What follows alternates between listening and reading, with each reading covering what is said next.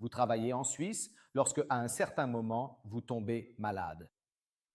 Vous êtes-vous déjà demandé ce qu'il advient de votre revenu dans ce cas? L'employeur choisit s'il souhaite vous assurer pour une indemnité journalière en cas de maladie. Alors, que se passe-t-il généralement? Pour les 720 premiers jours, donc pour les 2 premières années, votre salaire vous est versé en moyenne à 80%. Cependant, il n'est pas garanti que vous receviez ces 80%.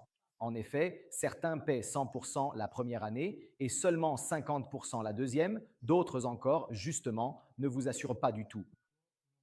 Donc si quelque chose vous arrive, vous êtes dans de beaux draps. En réalité, il existe tout de même certaines obligations de la part de l'employeur, selon l'échelle bernoise, mais nous n'allons pas entrer trop dans les détails.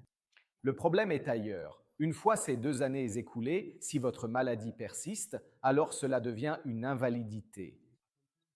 À ce moment-là, vous recevez une rente d'invalidité de la part du premier pilier, l'AVS-AI, et une rente de la part du deuxième pilier, si vous étiez assuré.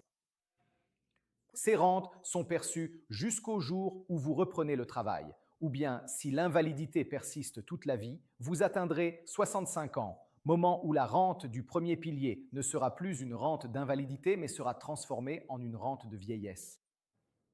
En ce qui concerne la caisse de pension, il s'agira toujours d'une rente d'invalidité même après la retraite, et elle ne pourra être transformée en une rente de vieillesse que si celle-ci n'est pas inférieure à la précédente.